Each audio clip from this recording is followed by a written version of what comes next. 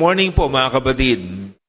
Good morning po sa mga kasama natin sa ating senior citizen room at sa ating po mga kasama online. Sabi po ng Juan 2:10, ang masarap na alak ay unang inihahain kapag marami nang naiinom ang mga tao, saka inihahain ang mabababang uri.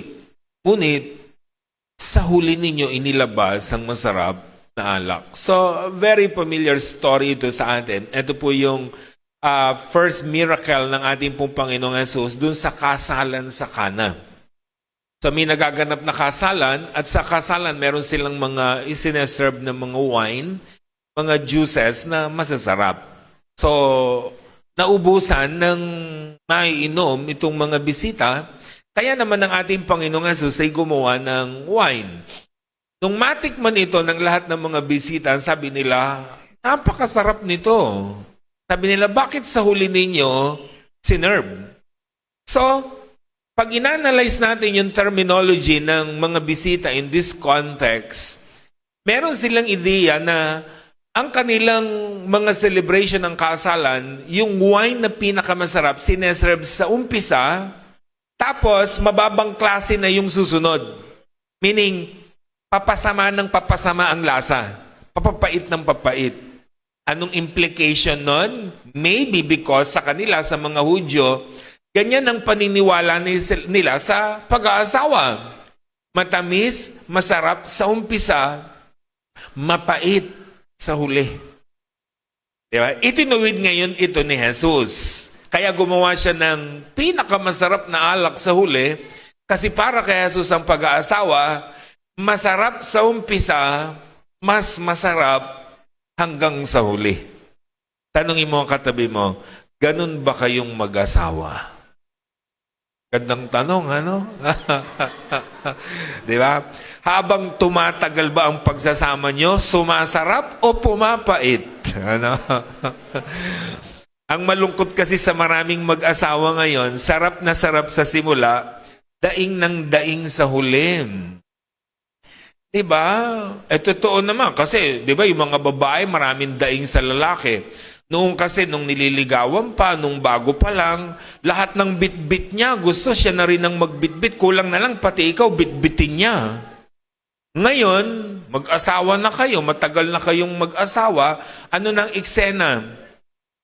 Yung babae may hawak ng baby, may bata pang nakadikit sa kanya dun sa kanyang palda, may nakasukbit pang bag, yung lalaki nasan? Ayun, nasa unahan. Sabi niya, bilisan nyo. Diba? So, masaklap talaga yung nangyayari. Parang yung kwento, sabi nila, sa unang taon daw ng pagsasama ng mag-asawa, sasabihin niya, parang masama ang pakiramdam ko. Sabi daw nung asawa niya, magbihis ka, dadaling kita sa ospital, papacheck up kita. Very sweet. Susunod na mga taon, parang masama ang pakiramdam ko. Sasabihin niya, magbihis ka, magpa-check up ka. Hindi na siya kasama. Ano? Susunod na taon, parang masama ang pakiramdam ko. May gamot dyan, uminom ka.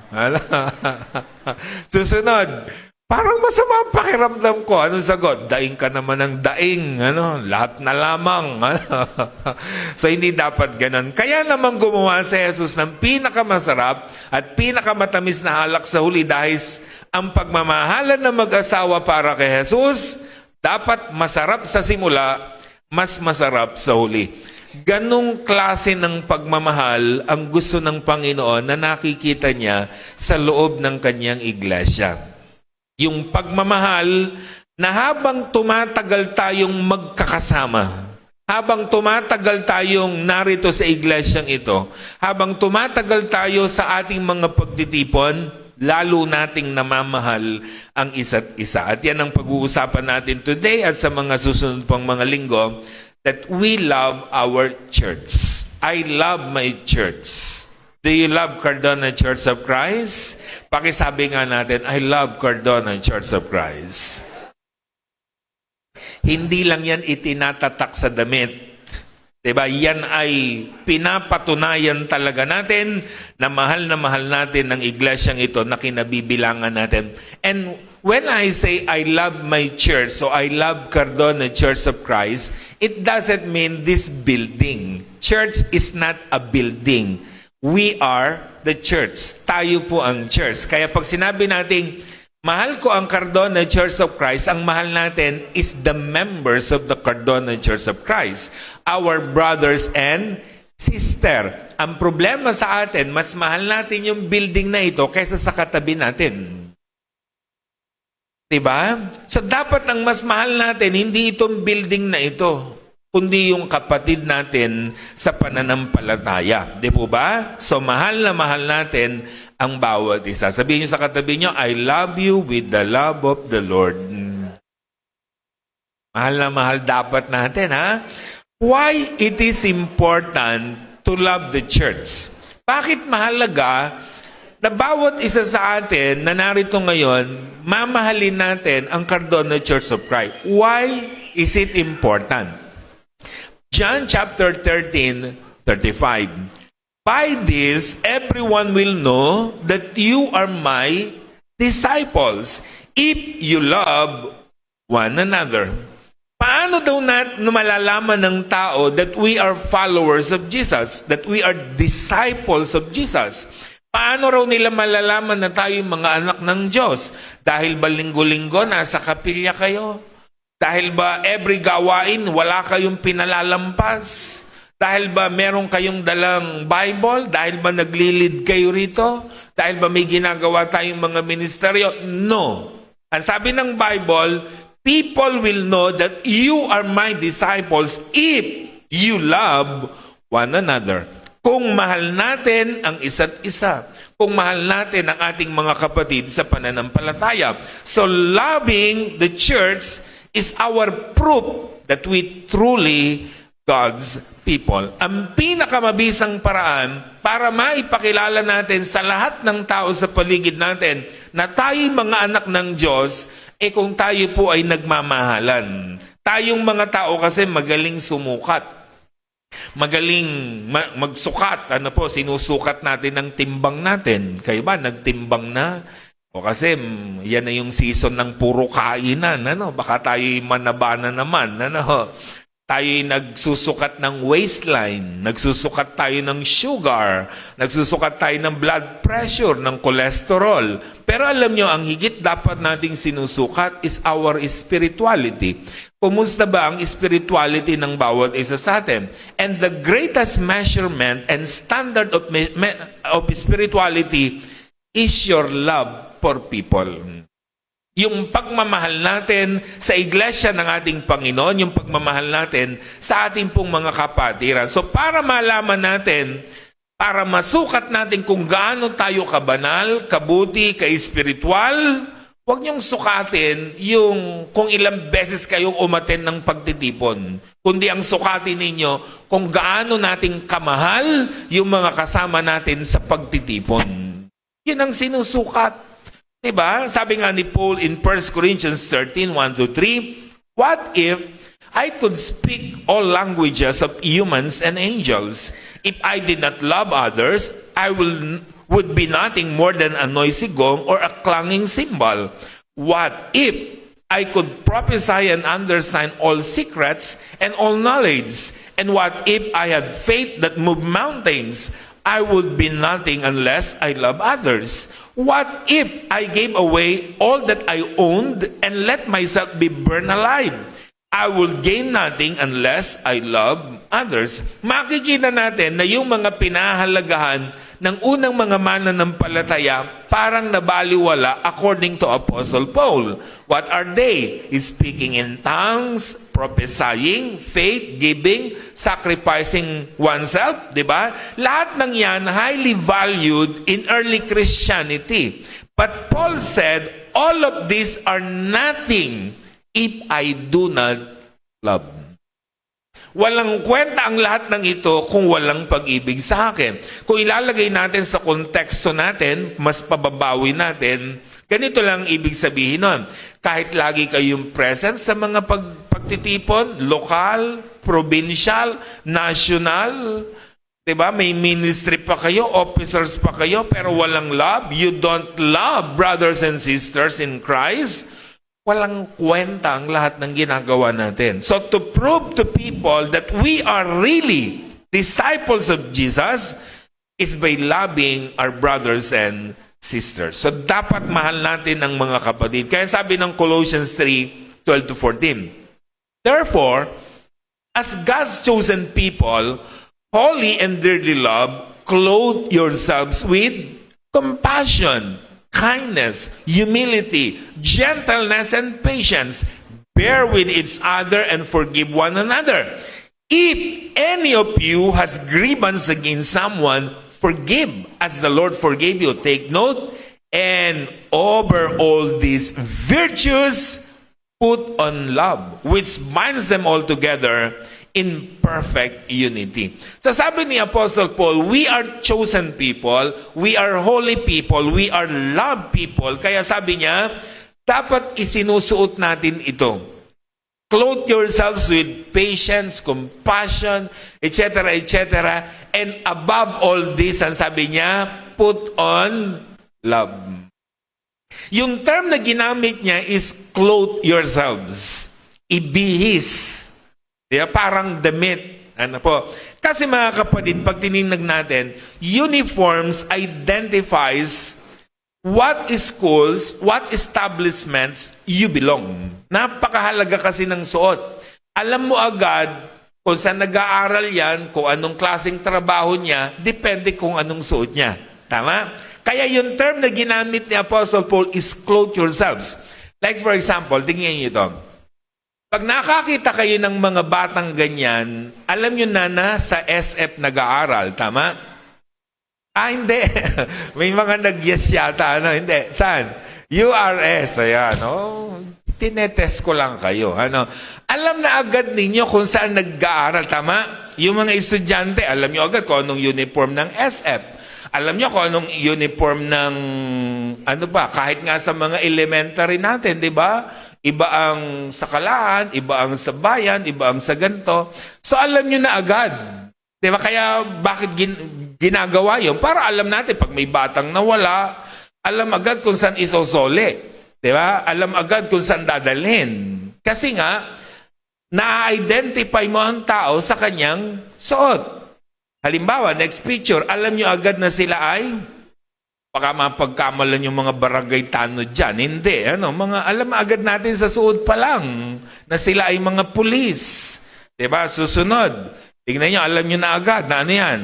Mga street sweeper ba yan? Hindi, diba? Alam nyo agad na sila ay mga nursing student. So yung suot mo, it identifies who you are. Kaya sabi ni Apostle Paul, clothe yourselves. Diba? As people of God, kailangan ng sabi niya, suot-suot mo ito. At ano dapat ng suot natin? Sabi niya, yung pagmamahal. Kasi it identifies you.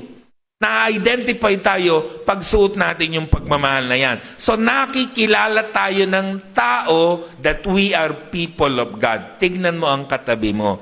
Mukha bang anak ng Diyos? Sige nga, tingnan mo. Merong ka bang naaaninag na yan ay anak ng Diyos? Kung halimbawa, hindi mo pa kilala. Di ba? Nasa itsura yan. So na Christian tayo. Kilala ba kayo sa inyong community, sa inyong trabaho that you are Christian? O baka biglang nagpakilala ka, alam mo, Christian ako. Christian ka? Ako rin Christian ako. Gaganon po kayo. Tapos ang sagot niya, malungkot yan pag yun ang sagot, di ba? Pwede nga, sure ka?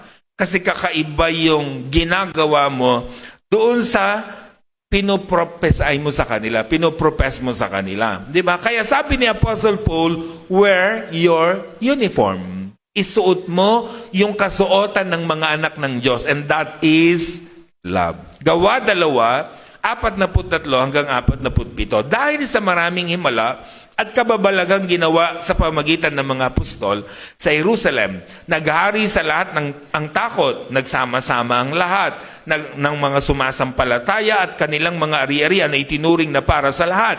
Ipinagbibili nila ang kanilang mga ari-arian at ang mga napagbilhan ay pinamamahagi sa bawat isa ayon sa kanyang pangangailangan. Araw-araw sila'y nagkakatipon sa templo at nagpipira-piraso ng tinapay sa kanilang tahanan na masaya at may malinis sa kalooban. Nagpupuri sila sa Diyos. Take note, kinalulugdan sila ng lahat ng tao. At bawat araw dinaragdag sa kanila ng Panginoon ang mga naliligtas. Take note that word.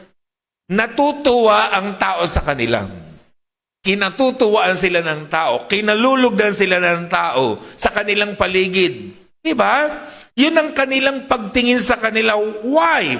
Kasi araw-araw, pag tinignan natin yung kanilang ginagawa, family yung turingan nila. May sharing, may caring, diba? Merong pagmamahalan doon sa loob ng iglesia. Lagi silang nag-gather, lagi silang may panguse, masaya silang nagsasama-sama. Kaya naman sabi ng mga tao, kakaiba yung group na yan.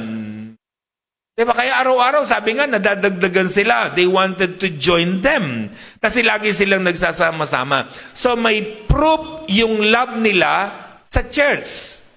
Diba? May proof ang love nila for brethren. They shared. Sabi nung verse, yung meron sila ay para sa lahat. Nagbebenta pa nga sila ng ari-arian to share sa mga nangangailangan nilang mga kapatid. They gathered every day. Nagsasama-sama sa nila araw-araw. Nagpapangusip sa bahay-bahay na masayang nagsasama-sama. So, pag inimagine mo, yung first generation Christian, meron silang close, intimate relationship. They love one another. Diba? Tayo, minsan, games pa lang, nagtatampuhan na tayo. Paano ka makakahikayat niyan? Raffle pa lamang, nag-aaway-aaway na tayo. Diba? Paano pa tayo niyan? Diba? Exchange gift pa lang may natisod na. 140 lang ito, 150 usapan natin eh. Ano? Minsan, wag na natin lagyan ng presyo kasi. Ano? Diba? O, imagine nyo yun. O, paano maiinggan niya ang taong sumama sa atin kung ganyan tayo? Dapat ang nakikita nila sa church, sa mga magkakapatid, sa kapatiran sa Cardona Church of Christ, we love one another. Sabihin mo ulit sa katabi mo, I love you sister, I love you brother, with the love of the Lord. Number 2, loving the church is one of the ingredients of soul winning. Ang goal natin as people of God is to win more souls. At isa sa mga ingredient ng tinatawag nating soul winning is loving one another. Pag tayo po sa loob ng church, nagmamahalan, alam nyo, napakalaking bagay nito para ang mga tao mag-join sa atin. Nakita nyo mga kapatid yung church sa Jerusalem? Kinatuwaan sila ng tao, kaya everyday nadadagdagan sila. Why? Na-amaze sila doon sa relationship doon sa church. Diba? Yung bonding nila, yung get-together nila, yung pagmamahalan nila sa isa't isa. Kaya lahat na lang gustong makijoin sa kanila. Ang problema sa atin, chinichismis pa natin ang kapatiran natin sa ibang mga tao na hindi kapatiran. Listen mga kapatid, huwag niyong i-chismis ang church ninyo, ang church members natin, sa mga hindi nating ka-church. Paano natin sila mawi-win?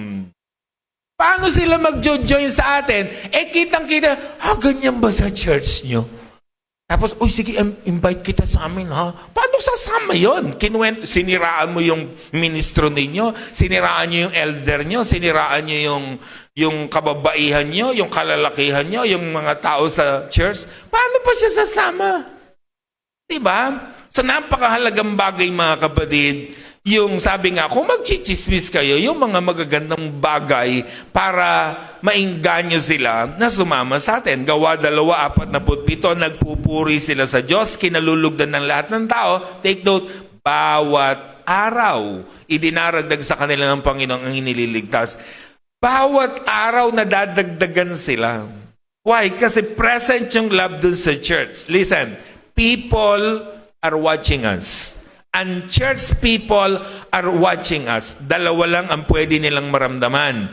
Matuwa sila sa atin or mainis sila sa atin. Sumama sila sa atin o lumayo sila sa atin. Magstay sila sa atin o umalis sila sa atin. Anong mapapansin nyo sa relationship ng church sa Jerusalem? Napaka-close and intimate nila. Masaya silang nagsasama-sama. They give, they share, a sign of their love for each other. Naging napakalaking dahilan tuloy nito para maraming sumama sa kanila. Listen, masarap mag-join sa church na present yung love. Masarap mag-join sa isang community na family ang turingan. Masarap mag-join sa isang samahan na nagtutulungan. Kaya ang sabi ng verse, araw-araw na daragdagan sila. Bakit? Kasi maganda yung fellowship na meron sila doon sa iglesia sa Jerusalem. Present yung love. Number 3, loving the church unifies the body of Christ. The antidote for disunity is love. Tandaan ito mga kapatid. When there is disunity, love is absent. Very sure yun. Basta meron pong hindi magandang samahan, hindi present ang love doon. Anong present doon? Anger, hatred, selfishness. Diba? Yan yung mga present dyan. Kapag ang pag-ibig ang naghari sa church, tiyak may pagkakaisa. Love unites people. Love unites a nation. Love unites family. Love unites us. Ni-unite ng pag-ibig yung lahat ng tao. But hatred separates us from one another. Bakit may naghihiwa-hiwalay na pamilya? Kasi hindi present ang love, ang present is hatred. Bakit may mga churches na naghihiwalay? Kasi ang present is hatred, not love. Bakit may mga nagigera? Kasi ang present, hatred, hindi love. So ang antidote for disunity is love. Sabi nga ng Santiago 3:16, sapagkat saan man naghahari yung inggit, makasariling hangarin, maghahari din doon ang kaguluhan at lahat ng uri ng masasamang gawa. Basta may gulo, tiyak hindi pag-ibig ang present doon, sabi ni Santiago. Ang present doon, tiyak, sabi niya, inggit, makasariling hangarin. At kung dadagdagan pa natin, hatred, bitterness, unforgiveness. Yan yung present doon. Kaya merong disunity. Di po ba? Maraming labanan ang matatapos kung maghahari ang pagmamahal. Sabi nga, di ba? Pag-ibig lang naman talaga daw ang susi ng lahat. Yung mga gerang nagaganap, matatapos yan kung matututong magmahal. Yung mga nag-aaway, magkakasundo yan kung marunong silang magmahal. Pero kung dahil absent yung love, ang present is hatred, nananatili ang anumang labanan. Number 4, loving the church breeds excitement. No one wants to join a church that is lifeless, that is cold, absent yung love. Masarap sumama sa grupo na nararamdaman mo yung pagmamahal. Yung unang, di ba merong mga tao na darating pa lang sa church, mga bisita, bisita ka, pagdating mo halimbawa ng Cardona Church of Christ, wala ka pang 3 minutes, buo na ang loob mo, babalik ako rito. Feel at home ako. Tama? Meron namang hindi pa umuupo. Desidido na siya, this is my first and last here. Tama? Kasi wala naman lang pumansin sa kanya. Walang ngumiti, walang bumati. Nakatabi mo, di ba, hindi mo naman kilala, hindi mo malang kinausap. Alam mo, bisita yun pag di mo kilala. Di ba? Yun ang ibig sabihin niya. Pag di mo namumukhaan, bisita yan. So, ganun ang point. Hindi na babalik yan. Kasi, decided na siya. Ganun ang point natin. Pero yung tao na nakakaramdam ng pagmamahal, feel at home siya, doon sa kanyang pupuntahan, hindi pa siya nauupo. Sasabihin niya, babalik ulit ako rito. Hindi pa nagsisimula ang pagsamba. Babalik na siya next week. Decided na siyang bumalik. Diba? Bahay man na masaya, puno ng pagmamahal, masarap uwian. Excited tayong umuwi, basta't ang bahay, masarap uwian. Ang malungkot, maraming anak ayaw umuwi ng bahay. Minsan nga, mga anak gusto pa sa bahay ng kaibigan kaysa sa bahay natin eh. O kasi baka hindi masarap uwian yung bahay natin. So kaya ang tanong natin, kayo po ba excited umuwi sa bahay niya? Excited po ba kayo umuwi? O ang mga anak nyo ba excited? Mga kabataan natin excited umuwi? O maggala na lang? Ang asawa ba ninyo excited umuwi? Kasi narong kayo o dahil wala kayo? Ano? O dahil tulog na kayo? Kaya excited na siya umuwi. Ano? Masaklap yon. Kung ang bahay puno ng pagmamahal, masarap uwian yun. Diba? Kung ang bahay ay masaya, masarap umuwi ron. Ganon din ang church. Diba? Ang iglesia ng ating Panginoon dito sa Cardona, masarap siyang puntahan. Excited tayong pumunta. Kasi masaya sa dapat puntahan. Diba? Yun ang ibig sabihin. So excited ba kayong pumunta lagi sa simbahan natin para makisalamuha sa mga kapatiran natin? Excited ba kayo? Oh, tingnan mga katabi mo, excited ba? Mukha ba excited na ikaw ang nakatabi niya? Ano? No, dito pa ako naupo. Ano? Tingnan niyo ulit. Gawa 2:44-46. Nagsama-sama ang lahat ng sumasampalataya at kanilang ari-ari itinuring na para sa lahat. Ipinagbibili nila ang kanilang ari-arian at napagbilal pinamamahagi sa bawat isa ayon sa kanyang pangangailangan. Araw-araw, take note that word. Araw-araw. Anong ginagawa? Nagkakatipon sila sa templo, nagpipira-piraso ng tinapay sa kanilang tahanan. Take note ulit, na masaya ang kanilang kalooban. Araw-araw silang nagtitipon-tipon. Always na meron silang gathering sa temple, may gathering sila sa bahay-bahay, and they enjoyed their church gatherings. Ang sabi ng verse, masaya sila na nagkakatipon. So they enjoyed it. Meaning, excited sila lagi na magkita-kitang magkakapatid. Diba? Excited ba kayo na magkita-kita tayo ngayon? Parang hindi. Ano? Excited ba? Diba? Dapat excited tayo mga kapatid. Listen, alam ko excited kayo at masaya pa kayo. Kasi alam nyo kung bakit. Maniwala kayo sa akin. Once na hindi na kayo masaya sa Cardona Church of Christ, hindi ko na kayo makikita. Tama po ba? The fact na narito pa kayo, you enjoyed church gatherings ng Cardona Church of Christ. Diba? Yun ang ibig sabihin niya mga kapatid. Kaya kayo narito kasi nag-i-enjoy kayo sa mga pagtitipon. Kapag may nawala sa youth, ng mga kabataan natin, pag may kabataan sa youth gatherings, hindi na umaten, 1 month na, 2 months na, 3 months na, isa sa dahilan, hindi na siya masayang sumasama sa inyo. At baka hindi kayo masayang kasama. Tama? So, kailangan ibalik siya papaano ma-enjoy niya yung fellowship with you, with us. Pag may kababaihan na hindi na umaaten sa gatherings ng mga kababaihan natin, 1 month na, 2 months na, 3 months na hindi umaaten, anong ibig sabihin? Hindi na siya masaya. Nakasama kayo. Kasi dinadaya nyo sa laro siguro. Ano? Di ba? Nadaya siguro siya. Ano? Kaya hindi na hindi na siya masaya. Kailangan maibalik yung joy niya, yung happiness niya sa church gatherings. Pag may kalalakihan, hindi na umating, ganun din.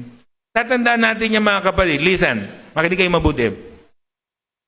Kahit gaano kabigat ang problema ng isang kapatiran, hindi yan mawawala sa church kung nararamdaman niya ang pagmamahal. Amen po ba ron? Diba? Kaya kapag isang araw, yang katabi mo, yang nasa harap mo, yang nasa likod mo, ikaw, or even ako, nawala na sa Cardona Church of Christ, anong dahilan? Hindi na tayo masaya. Diba?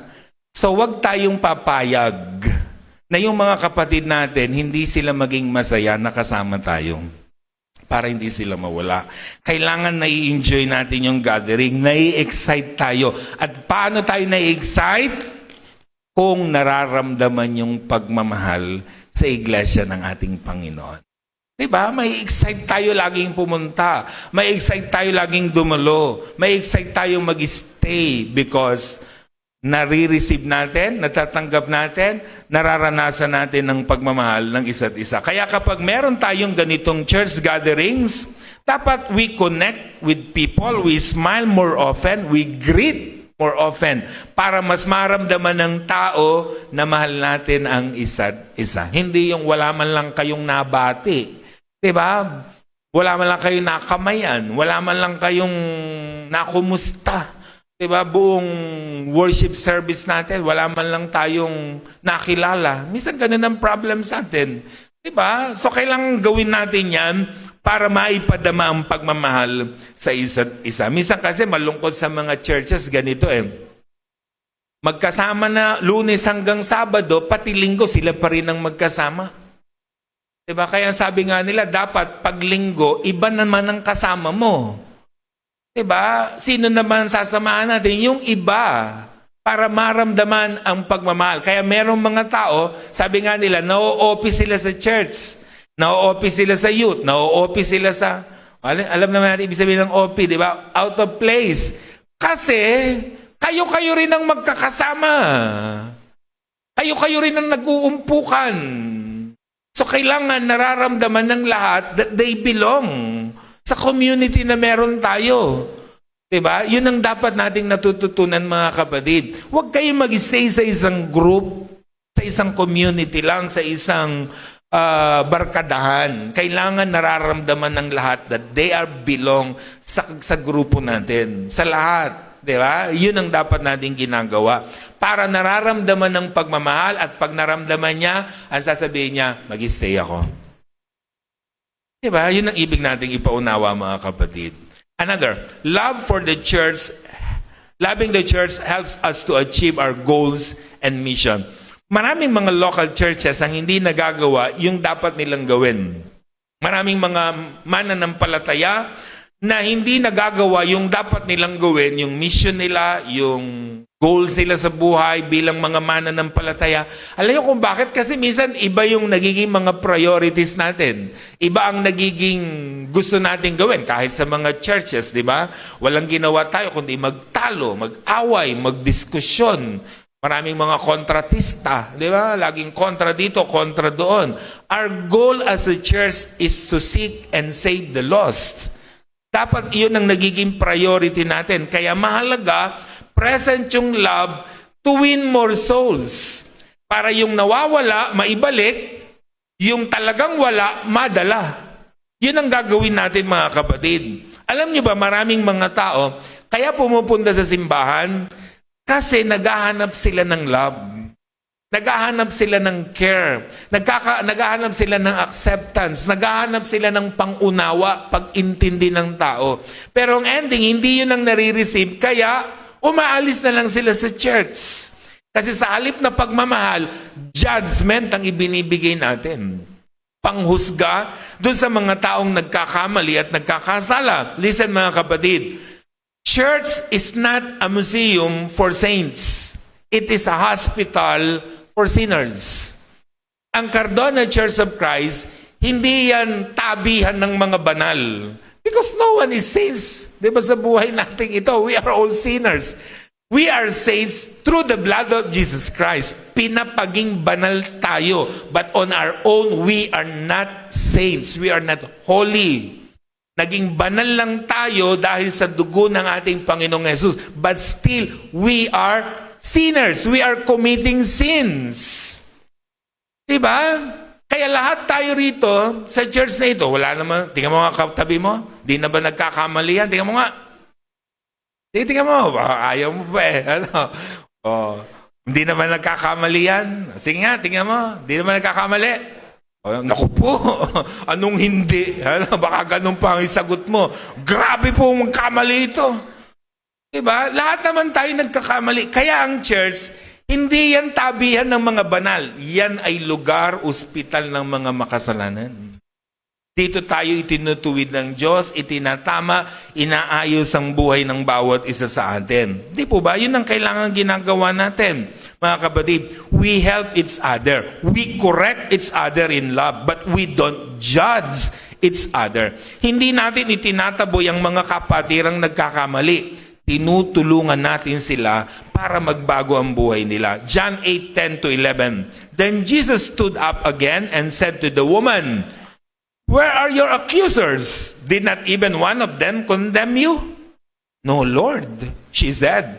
And Jesus said, "Neither do I. Go and sin no more." So merong nahuli sa pangangalo niya, gustong-gustong husgahan ng mga tao. Anong sabi ni Jesus? O yung walang kasalanan, bumato.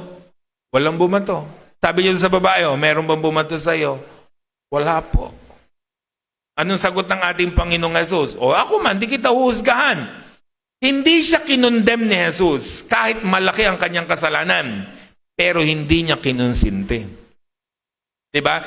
Hindi niya itinaboy, pero hindi niya pinayagang magpatuloy sa kasalanan. Kaya mahigpit ang bilin ng ating Panginoong Jesus. Ang sabi niya, ako man, hindi kita huhusgahan. But listen to me, sabi ni Jesus, go and sin no more. Huwag mo nang uulitin. Di ba? Yun ang sabi ng Panginoon. Kinonsinti ba siya ni Jesus? No. Tinuwit pa rin siya. Pero hindi siya kinondem. Hindi siya hinusgahan. Hindi siya itinaboy. Yun ang dapat natututunan natin mga kapatid. Ano po? Gaano mang kasama ang isang tao, gaano mang karumi ang kanyang nagawa sa kanyang buhay, hindi natin sila hinusgahan. Tinutulungan natin silang tumayo. Bumangon muli para ipagpatuloy ang buhay dahil mahal sila ng ating pong Panginoon. Number 6, love for the church is the sure way to love God. Hindi mo pwedeng sabihin mahal mo ang Diyos tapos hindi mo mahal yung katabi mo. Diba? Kanta ka ng kanta sa mga I love you Lord. Diba? Tapos meron kang gustong sabunutan. Diba? Yun ang nangyayari talaga sa atin. Kakanta-kanta ka I love you Lord. Siya pala ang duty ngayon. Pag ganun ka pa. Ano? Ang point natin mga kapatid, paano mo mamahalin ng Diyos na hindi mo minamahal lang yung kapwa? Kaya sabi ni John, sa 1 John 4:20-21, ang nagsasabing iniibig ko ang Diyos, subalit napupuot naman sa kanyang kapatid, isa yang sinungaling. Kung ang kapatid na kanyang nakikita, hindi niya magawang ibigin, paano niya maiibig ang Diyos na hindi niya nakikita? Ito ang utos na ibinigay sa akin ni Kristo. Ang umiibig sa Diyos, dapat umiibig sa kanyang kapatid. Hindi ito sa laman ng pinag-uusapan, kundi spiritual. Sino mang umiibig sa Diyos, dapat mahal niya ang kanyang mga kapatid sa pananampalataya. Kasi napakahalaga niya mga kapatid. Diba? Hindi naman natin mamamahal ang Diyos. Sige nga, paano niyo mamahalin ng Diyos? Kasi pwede mo sabihin, I love you Lord, mahal ko ang Diyos. Lord, mahal na mahal kita. Anong proof natin? Diba? Anong proof? Love your neighbor. Mahalin natin ang kapwa natin. Kaya minsan, di ba, sabi ni Jesus, nung ipakita niya yung magaganap sa huling araw, di ba sabi, nagutom ako, nauhaw ako, di niyo ako pinakain, di niyo ako pinainom, na-hospital ako, di niyo ako dinalaw, nakulong ako, ganito, ganyan. Anong sagot nila? Kailan po namin kayo nakita na ganyan? Aba, nung pagkaitan niyo ang inyong kapwa, listen, sabi ni Jesus, dahil anumang gawin niyo sa inyong kapwa, sa akin nyo ginawa. Diba? Yun ang ibig sabihin. So kung mahal mo ang Diyos, mahalin mo ang iyong kapatid, na mahal mo ang Diyos. Because the sure way to love God is to love brothers and sisters. And number 7, loving the church is on a daily basis will heal your emotions. Love will can heal your unforgiveness, bitterness, and anger. Maraming Kristiyano masisipag sa kabanalan, pero ang ending, maraming mga bitterness sa kanilang puso. Maraming mga tampo, maraming kung ano-ano pa man sa kanilang damdamin. Di ba? Kaya napakahalaga na tayo natututong magmahal kasi yan ang gagamot ng lahat ng sugat na meron tayo sa ating pong mga puso. Tingnan ito mga kapatid. Esther 5:9. Nang araw na iyon, masayang-masayang lumabas. Take note that word, masayang-masaya siyang lumabas ng palasyo si Haman. Ngunit, So may lakbo na naman ang kanyang galit nang madaan siya kay Mordecai sa may pintuang papasok sa palasyo. Na-experience yun na ba yun? Yung happy-happy kayong umalis ng bahay, nag-ayos, excited na pumasok, pumunta ng kapilya o whatever, pero biglang boom! Nakita mo yung ayaw mo. Ano mangyayari? Sira ang araw. Imagine nyo, masayang-masaya siya, diba? Pero nakita niya yung ayaw niya, nasira ang araw niya. Hindi na may problema. Siya. Kaya napakahalaga, natututunan niyang magmahal para hindi nasisira ang araw niya. Yun ang point natin. Ituloy natin ang sinabi niya. Verse 10 to 13. Pagdating ng bahay, tinawag niya si Ceres na kanyang asawa at ang kanyang mga kaibigan. Ipinagparangalan niya sa mga ito ang kanyang mga kayamanan, mga anak, pagkakataas sa kanyang katungkulan, pati ang pagkalagay sa kanya bilang pinakamataas sa mga pinuno at kagawad sa palasyo. Idinugtong pa niya, ako lamang ang ina niya ni Reyna Esther na sumama sa hari ng pigingan niya ito. Bukas, iniimbitahan na naman niya ako kasama ng hari. But take note, gayon man, walang halaga ang lahat ng ito hanggat nakikita ko yung ayaw kong taong yan. Imagine nyo, he has all the reason to be happy, to enjoy life. Kasi sabi niya, marami siyang kayamanan, di ba? Pinagparangalan niya mga anak. Pagkatapos ay nataas pa siya ng katungkulan, na-promote. Tapos, yung ikaw yung maimbitahan sa piging ng hari, aba, grabe yun. Diba, napakataas na karangalan. And yet, anong sabi niya? Hindi pa rin ako masaya. Kasi nakikita ko pa rin yung taong yan. Nakita yung mga kapatid? Ganun ba kayo? So, anong problem niya? Hatred. Absent yung love.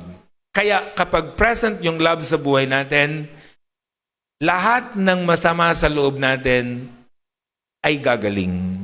Kasi ginagamot ng pagmamahal lahat ng sugat sa ating pong mga puso. Diba? Kaya loving the church on a daily basis can heal your emotions. Ano mang nararamdaman natin sa isang tao, sa mga tao sa paligid natin, gagaling yan mga kapatid. Diba? Kung matututunan nating mahalin ang iglesia ng ating pong Panginoon. Tayo natin tumayo. Do you love Cardona Church of Christ? Sabihin nga natin ulit, I love Cardona Church of Christ. But listen, huwag lang nating sabihin, patunayan natin. Diba? Don't just attend your church. Love your church. Mahalin natin to by loving one another. Let's pray. Lord, salamat po sa inyo pong mga pagtuturo, pagtutuwid, pagpapaalala, upang hindi lang kami matuto, kundi magabayan pa kami kung paano mabuhay ayon po sa inyo pong kalooban. Salamat sa inyong pagmamahal sa amin at dahil sa pagmamahal na ito, natututo po kaming magmahal. Lalo na po sa mga taong sa aming mga pananaw ay hindi ka mahal-mahal. Kaya ang aming pong prayer, patuloy nyo kaming turuan, patuloy nyo ilagay sa puso namin ang pagmamahal na nais po ninyo na maipadama namin, lalo na po sa inyo pong iglesia. Dahil alam po namin, napakalaking kasangkapan po nito para ang iglesia po nito sa Cardona ay patuloy na umunlad, lumago at magtagumpay sa lahat ng kanya pong mga gawain, proyekto at lahat ng kanya mga balakin. Tulungan niyo po kami, Panginoon, pagpalain kaming lahat at lagi pong samahan at patuloy nawa ng pagmamahal sa Cardona Church of Christ, patuloy na madama ng bawat isa. In Jesus' mighty name, Amen.